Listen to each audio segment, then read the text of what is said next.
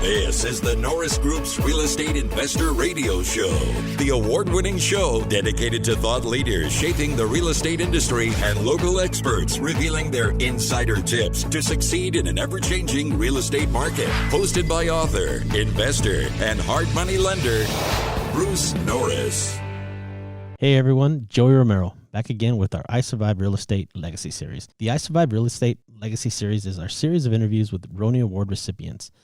The Rohny Award is given out every year at I Survive Real Estate to an educator or mentor that has impacted the real estate investor market and individual investors along the way. Hope you enjoy. Hi, thank you for joining us. My name is Bruce Norris. Our special guest today is Peter Fortunato. The Rohny Award was created because a man named Jim Rohn changed my life in 3 hours one night in 1980 and sent it in a completely different direction. Peter Fortunato received the Rohny Award to recognize his contribution to the real estate investment business and the many lives that he's changed because Peter took the time to teach what he knew to others. Peter's a libertarian and a capitalist. He believes that transactions which you can be proud of result from carefully conceived goals and plans, followed by purposeful actions and scrupulous documentation. Upon graduating from high school in 1965, Peter went right into the real estate business. His motivation was his desire to be self-employed until he could afford to be unemployed. Peter says, everyone who knew me believed that I was unemployable. They were right, I still am. Peter was excited about being free to build his business and his future. He attended seminars and read at every opportunity. He sought out and learned from many mentors and benefited from the examples and counsel of his father, who always encouraged and supported him. Peter finished college with a clientele and investment portfolio, and by 1975, his investment income had eliminated its need for fees from clients to fund his lifestyle. Peter continues to teach and to attend real estate and investment seminars and meetings regularly. He is respected for his clear and patient explanations of investment concepts and transactions. He's been building, structuring, manipulating, and managing investment transactions and portfolios for more than 45 years. And Peter, we welcome you to our show. It's a pleasure. I'm looking forward to the talk, Bruce. Can you define unemployable for me? I always know that I have a better idea than the person who thought that they were in authority, and I have no self-discipline, so I'm going to try to help whether they like it or not. So you were like the teacher's worst nightmare in school. Well, in school it wasn't so bad because I just bring a good book and sit and read the book and ignore them. Okay. All right. Now, when you were growing up, I asked this of a lot of people who I interviewed that are really entrepreneurial. When you were in like grade school, did you do anything that was entrepreneurial? Did you have a side hustle of some kind? Yes. What did you do? Anything I could do to make money. I mean, I used to organize people to mow lawns, and then I would collect and make the connections. And my brother and I used to just die for a snowstorm so we could run out and shovel snow. But essentially, I was a capitalist, and my goal was to get some capital so I didn't have to do any work. Where did that come from? I was lucky enough to be born into a family where no one had ever worked for anybody. Wow. I'm going to tell you a story because you're going to relate to this so much. My best friend Alex is Cuban and always worked for himself. And he raised his son to be that way. So when his son's about 13 years old, Alex tells him, when you're 16, you probably want a car. And said, to get a car, you're going to have to earn the money. And so he said, tell you what, I'll buy you a lawnmower, but you'll pay me back. So it wasn't a gift. And he thought David would go and mow lawns. Well, David went and got the accounts, but never mowed a lawn in his life. He got 50 lots. And the rest of the story. And his dad was wondering why he's doing so well and had so much time on his hands.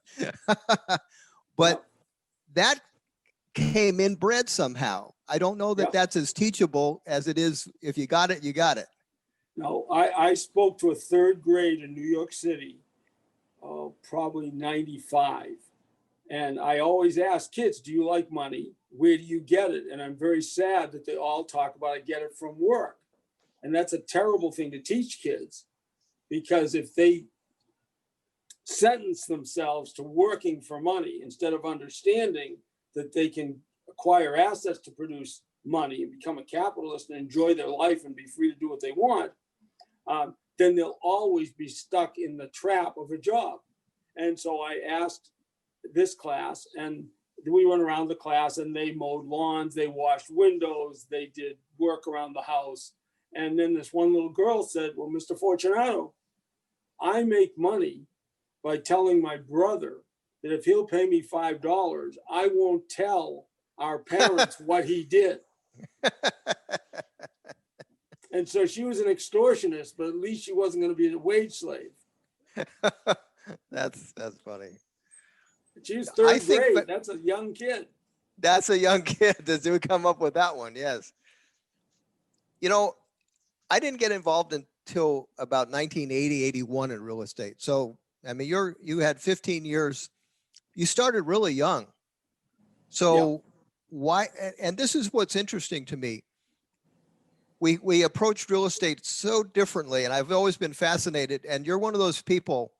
There's only a couple people on this list that I have to listen to about 2 or 3 times to even get my arms around what the heck, where your brain has just taken this stuff. And that's pretty cool, because I've done a few transactions. But I think maybe how you get introduced to the business.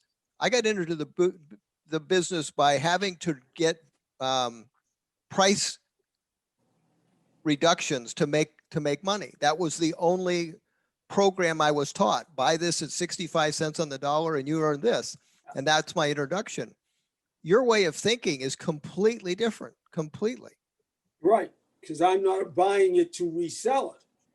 I'm acquiring benefits to keep for the rest of my life. I'm acquiring benefits that are left over from other people who don't need those benefits. For example, when I was earning $4,000 a year my first year in real estate, I didn't have any trouble giving away the tax benefits to somebody, because I had very little use for tax benefits when I was grossing $4,000. But where do you come up with the concept that you can give them away? I mean, no, you didn't give them away. Of course you do. You see what a house is made of. It's made of profit, income, tax benefits, amortization, appreciation, the thrill of management, the joy of using it. Those are all different pieces you distribute to different people. Well, I think you invented that, didn't you? No. When I was 18 years and 11 months old, I did my very first presentation for free in our real estate office / basement playroom.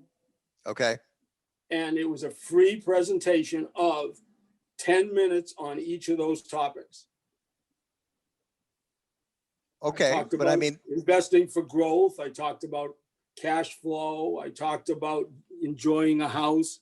And I did 10 minutes each. It was an hour. It was easy to do when you were 19 years old. I got some questions. And as a result of that talk, I ended up with 2 out of the 10 people who came to hear me.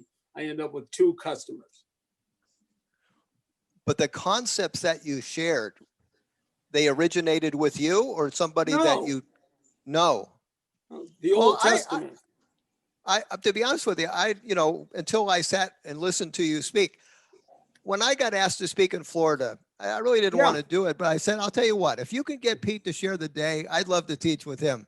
Well, I was one of the students in that classroom that day for sure, because all the stuff you were covering, I hadn't heard before. And that wasn't all that long ago. So you've seen a whole different real estate world than I have. I've done a lot of transactions, but probably missed, I don't know how many, because I only had one tool. Yeah, but see, I missed the chance to buy a house at that big discount and resell it. So no, we do the things we're comfortable with and we enjoy. I mean, the problem I would have had is I have this religious thing about taxes, so I wouldn't be able to resell it if it was a profit. Well, I'm starting to get your religion as I have now moved to Florida. What's one of the things that I really have missed in the last gosh, what year are we at? It's almost, yeah, it's 15 years. Is probably 90% of what I bought from 80 to 2005 was talking to a human being that owned it. After that, the model changed and we bought from courthouse steps and REOs or built houses. So it's been a very different model. Yeah. But I used to really enjoy the conversations with people. And I really feel like we have a kindred spirit in the sense that our first intention is to clearly understand the situation. And if there's something that I can do to help that even doesn't include me to make a profit, I was cool with that.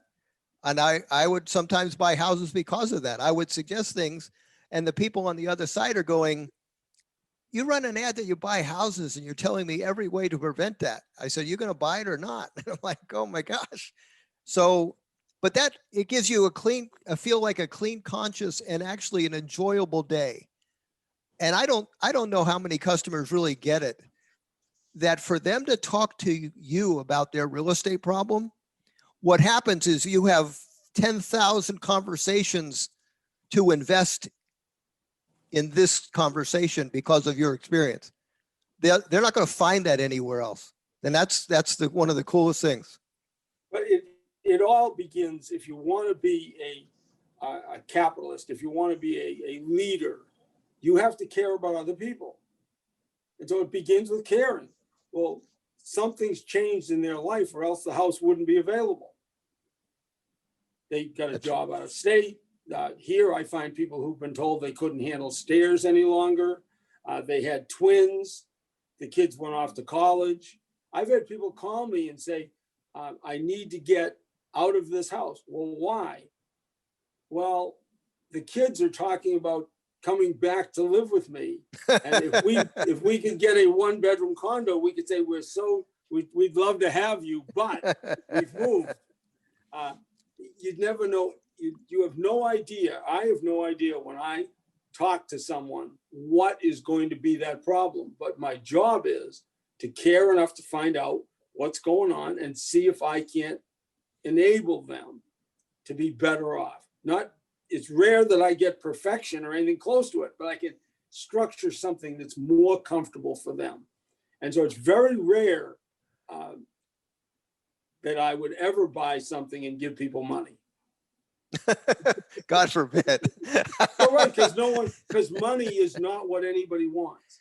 I absolutely have, when I heard you say that first, I was sort of like, okay, I don't get that one, but I'm starting to get it. I understand what you're saying, especially since it pays nothing. No, well, it pays nothing. If you can't trade it for something else, its highest and best use is toilet paper. It's only its exchangeability. The dollar is a conduit from something they don't like to something they like more. That's all it is. When you have conversations in 2020, are they typically a referral of some sort that got them to you, or is it from scratch and they don't know you from Adam?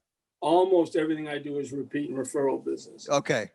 Yeah. Which is, that's a big help, because let's say now the It's group of people 55 years, Bruce, 55. Of course, yeah, there's going to be a lot of repeating. But in a way that's a great thing. Not only have you earned the right, but there's a trust factor on both sides of the table. Exactly. The rapport is much easier for me with someone's referred me there or I've done business with them before. And rapport is the foundation of a deal. Yeah. And I haven't had as many transactions with people repetitively as you, but I remember the 7th house I bought from somebody. She called me up. She had a life situation change. She was going to move her mother back to North Carolina. And so she wanted me to buy her mother's home. So I went to meet her and I had my list of comps. And I told her, I said, if I have to write a check for it, I can pay you this, but why don't you just carry the paper?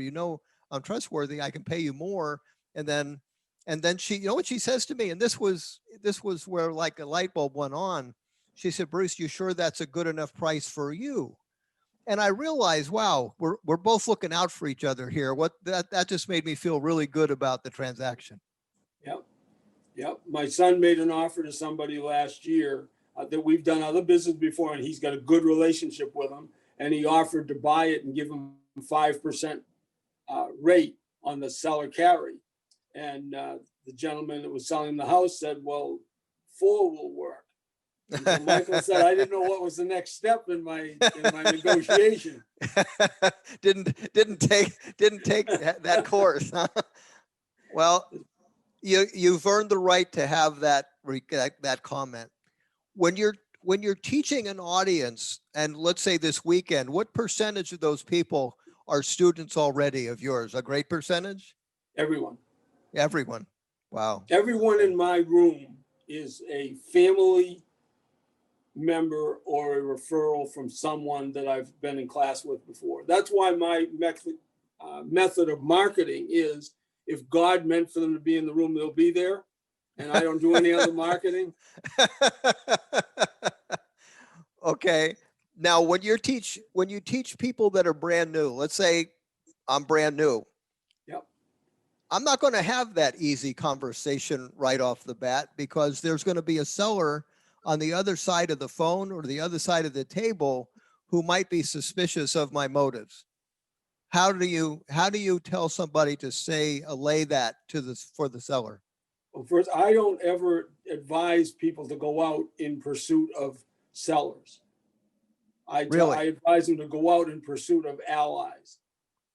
Okay, good. So what happens in my case, I went out in the neighborhoods where I wanted to own something, and I knocked on doors. Or if I was in that neighborhood and I saw somebody out mowing a lawn or washing a car, I stopped and talked to them.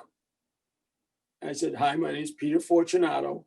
I'm looking for a house in this neighborhood. How long have you lived here? And I'll tell him, if he says, I've been here 20 years, I say, boy, I bet you've seen a lot of things change. I enjoy talking. I like people. Yeah. Before I leave, I will say, in the event that you have an extra house, or you know someone who has an extra house, will you have them call me, or will you call me? They always say, well, what's an extra house? No, I get it. No, but I often get that question. Okay. I then write a note on a piece of paper on a 3x5 card and leave it with them. And weeks, months, years later, I get a phone call. Mary Toledo called and said, gee, my brother has had to go to a nursing home. He's not going to be able to come back to his house. The neighbor said, you're interested in buying a house. Are you still interested? I hadn't been in that area for 8 years. And I bought that house. Yeah, that's cool. I learned the definition of an extra house one day when I had done a very small mailer in a neighborhood that I wanted to flip in. I had taken the time to go in front of all the houses, pick the ones that needed the most work, mailed them an offer, not a hello, I buy something. I mailed them an offer with a copy of their net check and the whole deal. I bought 4 houses out of 100 letters, but the one conversation I had was very interesting.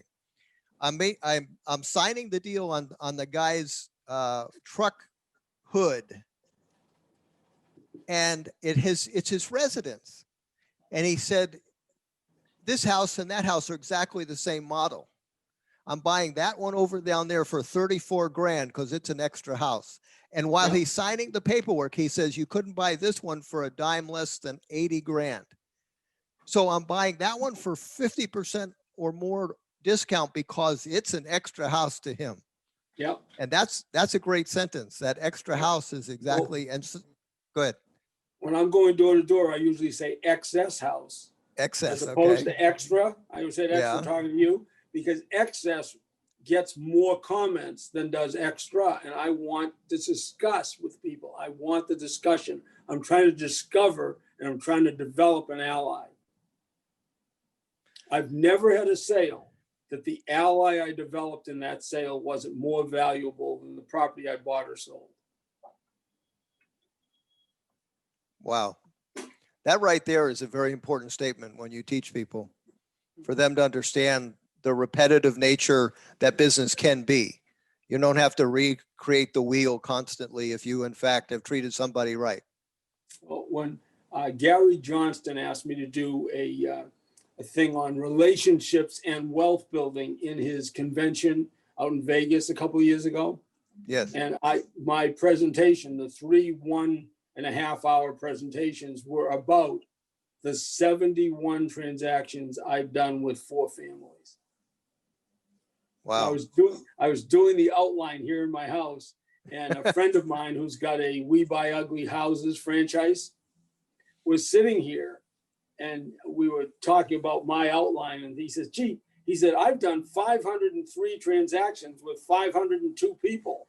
The way you do it sounds easier. Yeah, I mean, that has to give him some pause and go, well, wait a minute. That means I could have been 5,000 houses. But again, I don't think they have, when you sit down with somebody, I don't think you have any structure yet for the deal, because you haven't heard what you need to hear. I don't know what the discomfort is. My job is to resolve a problem. And so, I mean, I've made wraparound loans so people could pay off credit cards so they didn't have to lose their house. I bought an option so that a widow could pay off her car, thereby increasing her income by $350 a month so she didn't have to sell her house. I've traded an older couple, 3 2-bedroom, 1-bath houses for 1 3-bedroom, 3-bath waterfront house. The house was too much. They moved down to 1. They still had 3 houses. They still had the inflation protection of rents rather than a note. I've done installment sales 100 times with people who had all cash offers but didn't want to pay the taxes. I structured a deal not for me because it was a pool house, so it wasn't a house I would buy. 2 weeks ago, the older couple, younger than me, in the early 70s, were going to sell their house. It was their residence, so it was code section 121, no tax. They had someone from their church had offered them $350,000, and they were each on Social Security.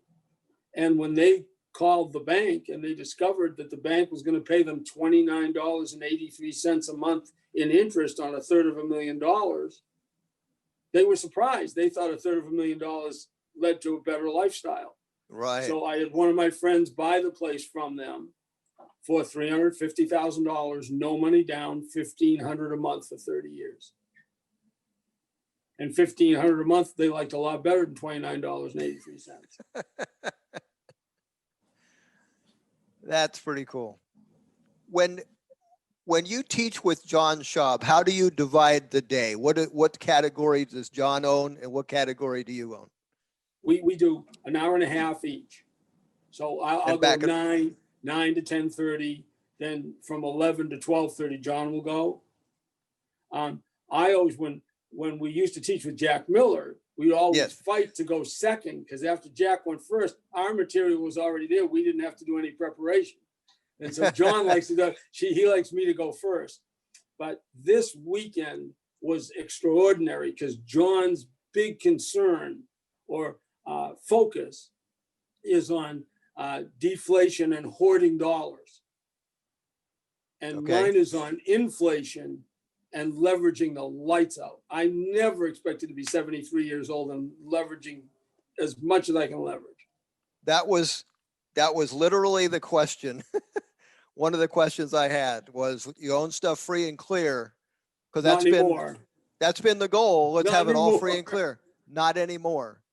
Wow, that's a big difference. Now, you and John actually differ on the direction of what's next.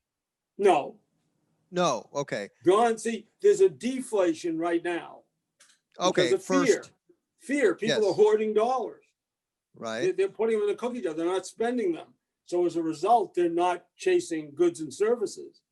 But the amount of money that has been created, Ludwig von Mises said, government's the only entity so powerful that it could destroy a valuable commodity like paper by applying ink.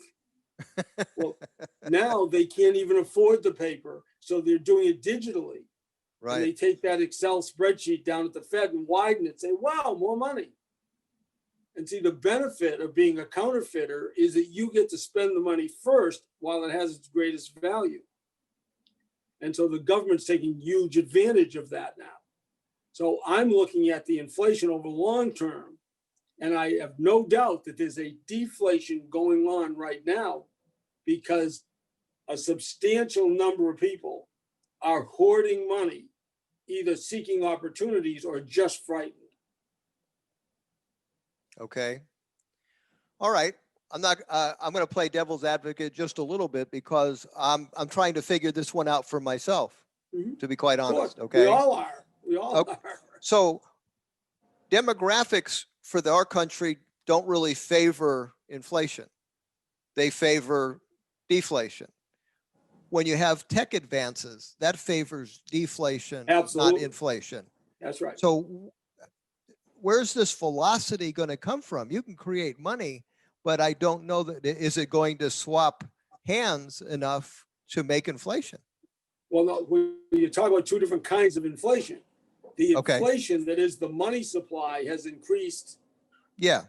to 8 trillion, whatever. I mean, I don't even know how to write it except in English because there's so many zeros. I can't even write the number. I have to say 8 trillion, TRIL. It's just amazing.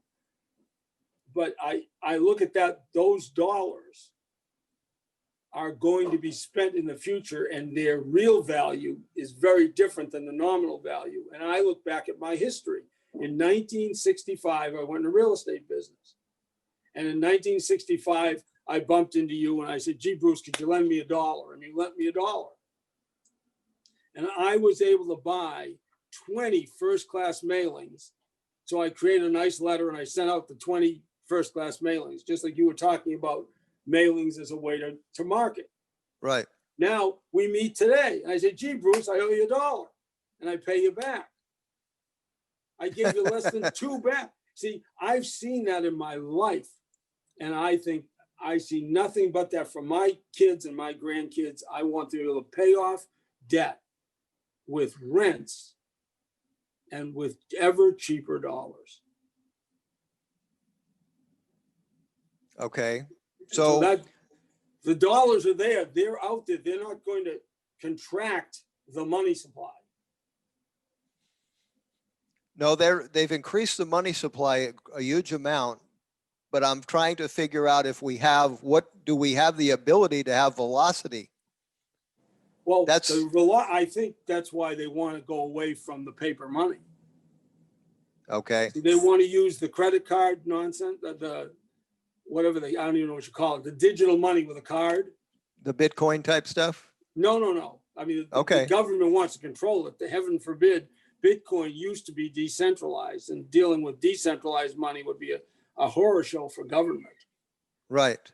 But they want to start, they just began sending out the digital cards with the pretend to be money saying, here's your $2,000 for the month of October. I mean, I heard that because I got a letter saying, why didn't you come in for your $2,000 or $1,200 or whatever it is? Right. But see, the digital money, what happens is it gives them control, lets them know where the money went, and Right. it enables them to put a trigger on it. Correct. So they say, this is the October card.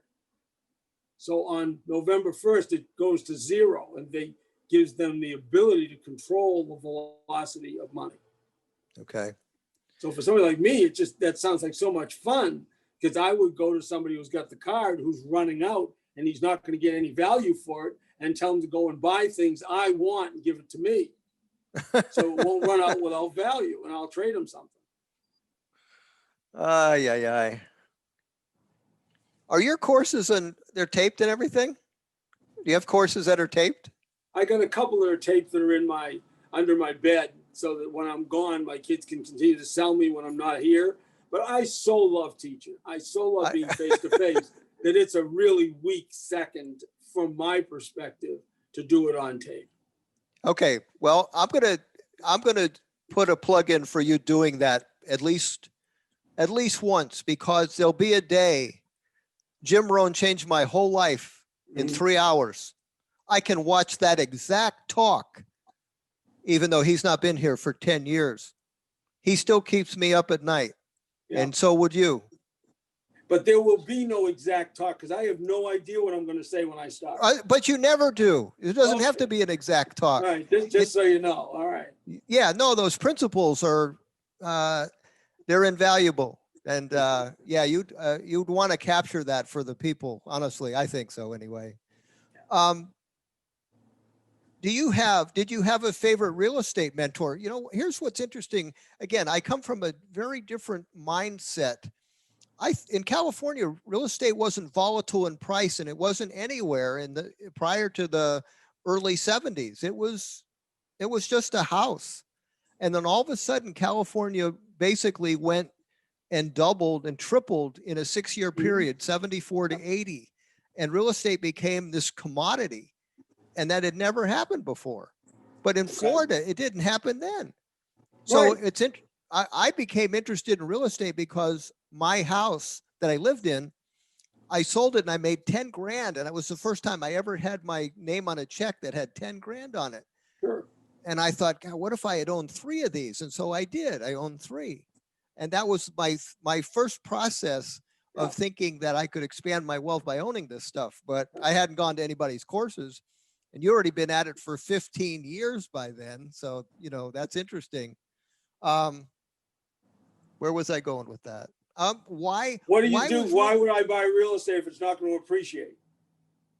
Well, in the beginning, what was exciting to you about it? Because I didn't know the excitement. I didn't want to work.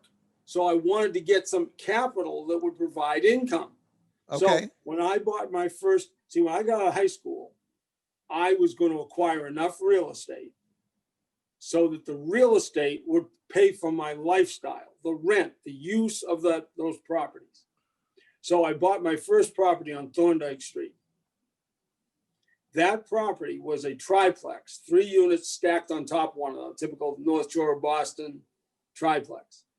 And it was structured so that if every apartment was always rented and everybody always paid the rent and nothing ever broke, it would pay for itself. So it didn't pay for itself. I had no clue in 1967, 1968 that it was ever going up in value. I wasn't going to go live there because it was too comfortable living home with my mom and dad. Okay. So people say, well, why did you buy it? The reason I bought it is the tenants paid for it. Who modeled that for you? Or, I mean, who you just sort of get assets. I don't have any money. So what assets can I acquire that'll be income producing capital? And it was rental houses. Now, I will say, I didn't realize it then, but I do believe growing up with my grandfather having his barber shop underneath 6 apartments. Yeah. He was an immigrant from Italy and he had the barber shop and then he bought the place, but always having the apartments as a place to live and income and a barber shop from which to work. I didn't think of that as a model, but looking back, I believe it was more impactful than I recognized when I was little. Okay. But I mean, when I started in real estate in 65, 66, every realtor was an incredible inspiration to me. They showed me what made deals happen. It was just remarkable.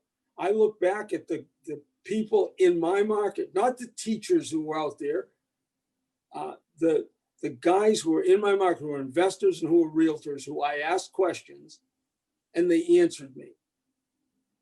And the investors who had prior said, I want to grow up to be just like you. How did you do it? And they listened to me. And when I started buying some paper, I had a chance to buy a note to yield 15% that was a second mortgage paid for by a school teacher. Or I had a chance to buy a note to yield 8% that was a second mortgage paid for by one of the investors in town. I always bought the investor's note. Interesting. Because with that note came the ability to talk to them. And I'd contact them. And I would say, gee, you owe me this note. I'd much rather instead of you having to send me $30 every month, what about I just forgive the note for 5% of the deal? When they'd have a hearing, they'd go for a variance. I'd be there in the crowd speaking in favor of having more units in town. Those were the people that I wanted to be like, and I wanted that alliance. Very interesting. You know, my introduction to even hard money wasn't until 1992 or 93. That in California, there wasn't a hard money lender that lent to investors at that time. It was all to homeowners that had like crummy credit and had to borrow outrageous money on a second. Yep. And to loan to investors, I actually had a guy go door to door to lenders and say, would you loan to investors? And the guy that actually works for my company for the last 25 years was the guy that responded. Yep. And he had never made an investor loan, but I came to him with, my discounted properties and said, would you loan them? And he realized, holy cow, I can do 50 loans a year with this guy, not one. And that was what was interesting to him. And that's kind of what started it all. Well, when I was started, my goal was to have income coming in that freed me to do whatever I wanted. So my first year in real estate as a licensed agent, I earned enough to pay the bills, nothing extra. The second year, I earned enough to pay the bills. The third year, I had to earn 90% of what it took to pay the bills because I actually had 10% coming in from rents and notes. And then the next year, I had 20 or 25%. And finally, after 10 years, I had enough income coming every month that I didn't have to work any longer. And we're talking 1975. Yeah, I was 28. I have definitely talked to people over the years where I've asked the question, when is enough? Because when you write goals, sometimes when you're first starting, man, if I could own a home free and clear, that would be cool. And of course, as that goal gets reached, then you expand it. But there's sometimes people expand it to where I think it actually has a negative impact on their life. Without question. Okay, because on that, then so when I have talked, I said sometimes you have to realize, hey, their plan may be their plan, but you don't have to adopt their plan. You can create what you think wealth is, and it might be diversity of choice after you don't need money. It's very important to realize that the golden rule is a really terrible rule, because what it says is do unto others as you would have them do unto you. And really what it should be is do unto others as they would have you do unto them, because people value things differently. That's why commerce happens. And you always have to realize their idea of good is not yours. I got fired as a residential real estate agent because I said to a woman, what can you do in a blue bathroom you can't do in a pink bathroom? It was the right house. She could afford the house. And I said, yeah, I'm not going to be able to do this residential stuff anymore. That was your clothes, huh? Yeah, that was my clothes, all right. You and I are built very similar. I had one open house that I conducted. That was it. Oh. Lady came in and she said, you looked at the ceiling. She said, I wish it had a 9-foot ceiling. I said, it's very unlikely to get one. Well, my brother had a house across from me, and it was wonderful. I was raising my kids across the street from Johnny, who had his kids, and it was just great having everybody together. And then when he moved back to Massachusetts, he was left with a big pool house down here that didn't work as a rental. We're really very leery of pools and rentals. Yeah. And so he was back in Massachusetts. So I said, listen, on Sunday, I'll bring a TV over there and I'll have an open house, see who walks in. And I'm going to watch the football game anyway. So we'll see what happens.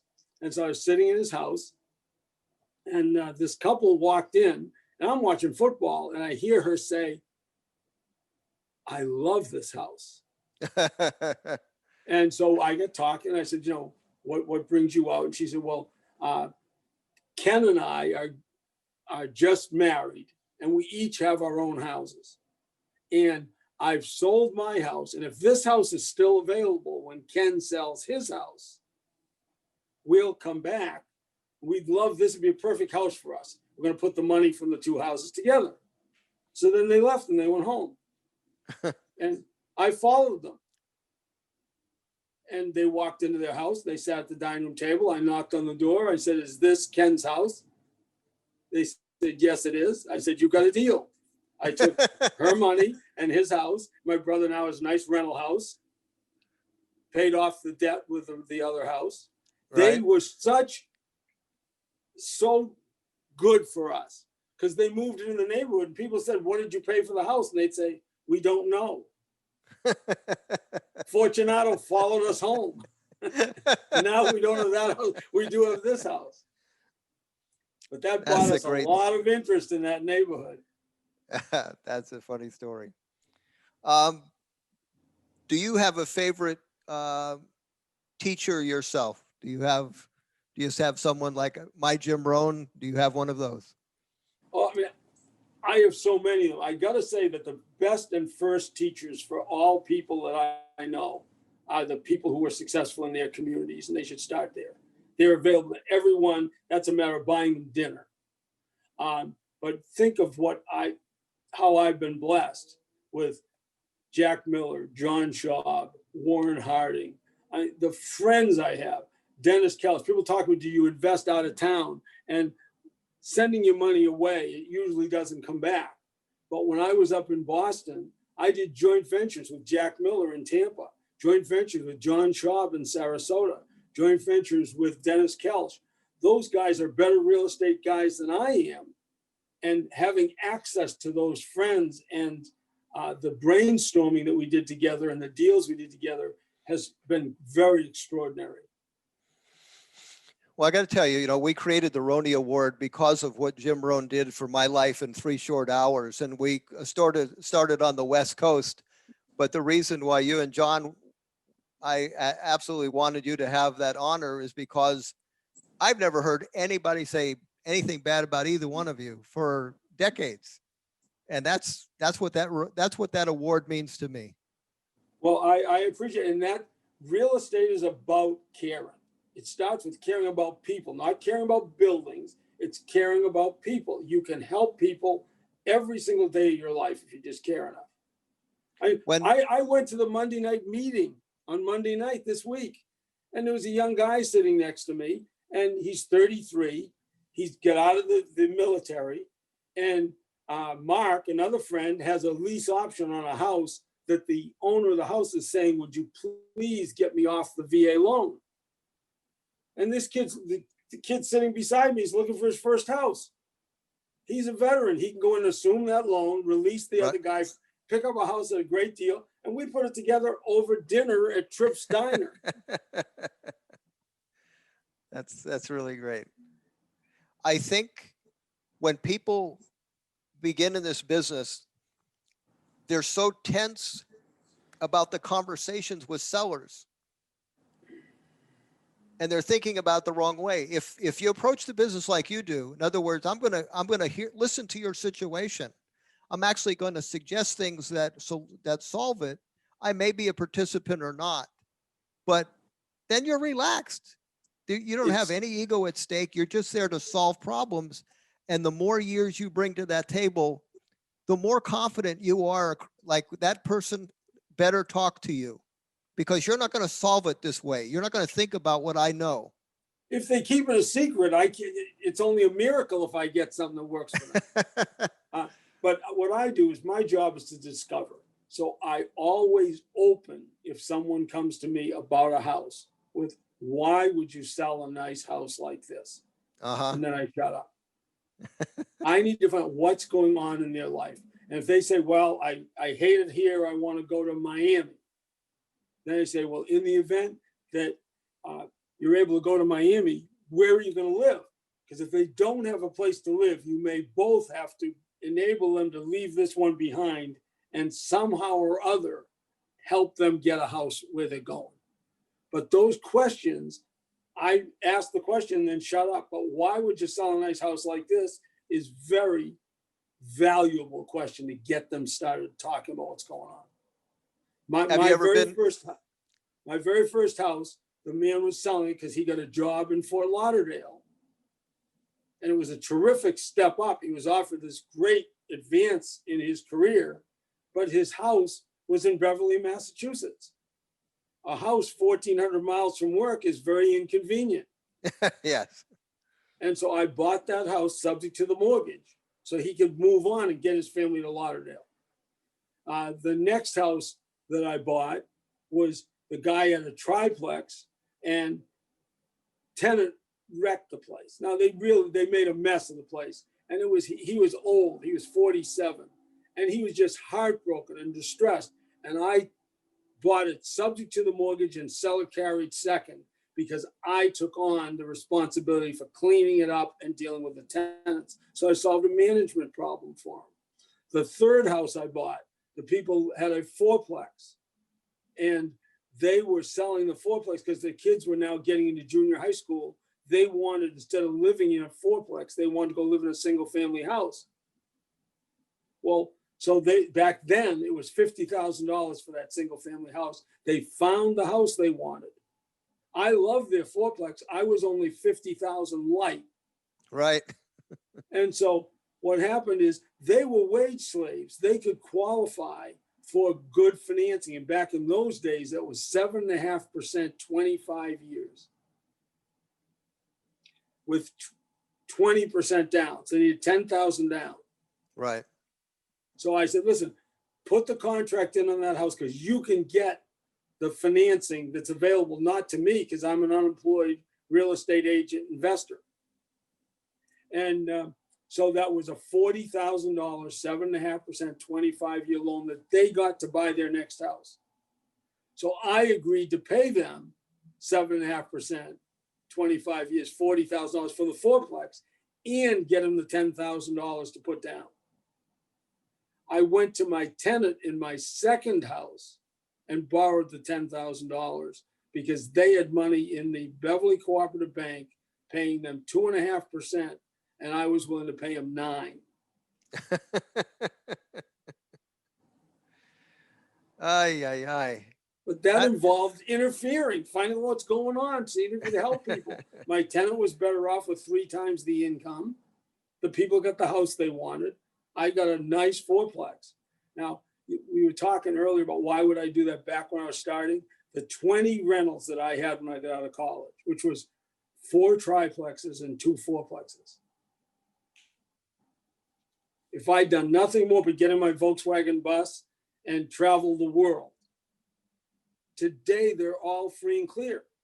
Right. So what do you think 20 rents are on the North Shore of Boston? A lot. See, yeah, I'd be doing better than I'm doing here with all the trading and all the stuff I've done. But in any case, that's what it takes. But people don't recognize. I bought a house for no money down and no cash flow, nothing. Just the tenants paid for it in 1970.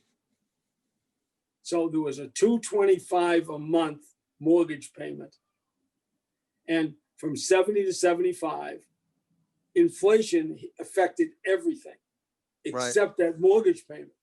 Right. So in 1975, I had $50 a month in cash flow. And that came because the rents went up, all the expenses went up, but the $225 was fixed.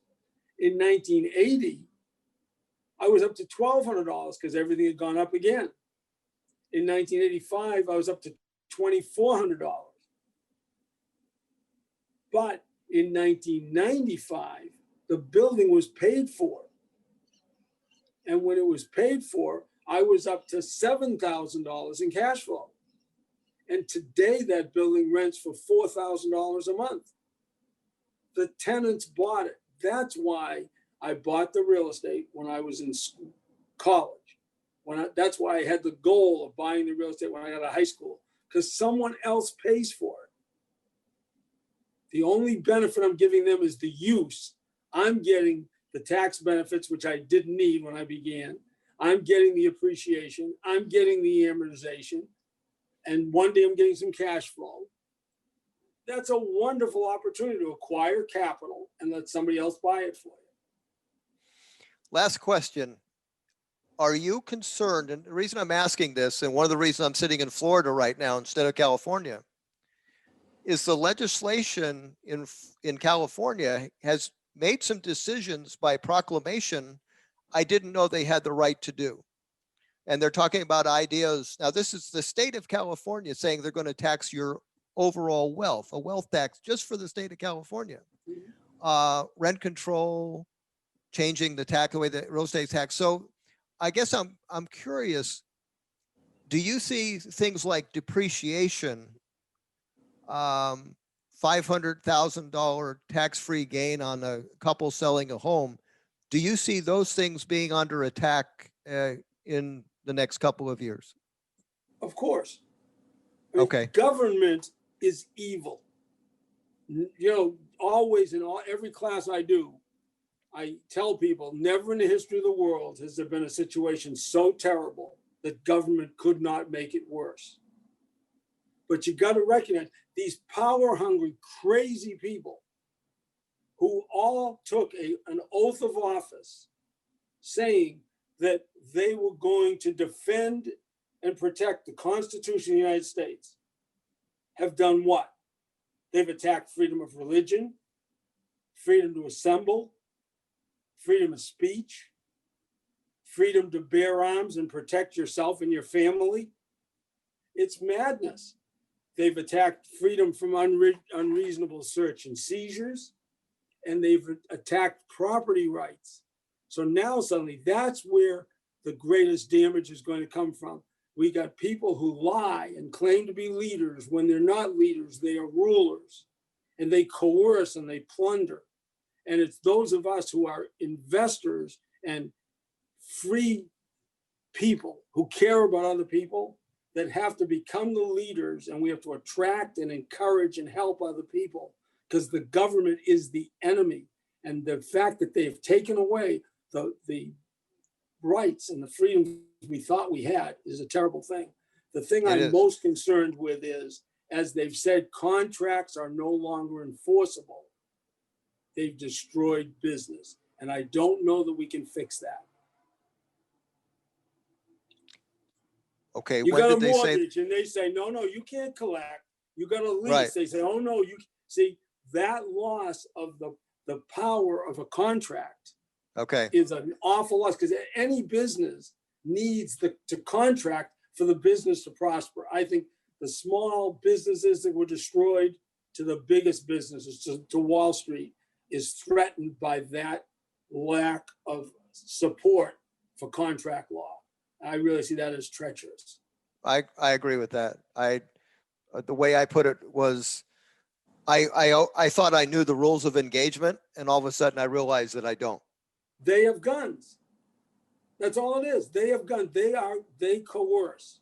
And that's why I'm not a libertarian.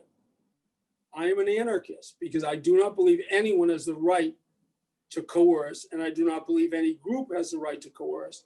And I think people shouldn't put up with it. Fair enough. Well, we better end, Pete. I enjoyed our talk immensely. I hope another day you and I get to share and teach a seminar together. I'd really enjoy that. Well, we're close by. Now you're here in Florida. It'd be very, very easy. And it's That's always right. fun, Bruce. Okay. All right, Pete. Thanks. You have a great day. Thank you very much. For more information on hard money loans and upcoming events with the Norris Group, check out thenorrisgroup.com. For information on passive investing with trust deeds, visit tngtrustdeeds.com. The Norris Group originates and services loans in California and Florida under California DRE License 012-19911, Florida Mortgage Lender License 1577, and NMLS License 1623669. For more information on hard money lending, go to thenorrisgroup.com and click the Hard Money tab.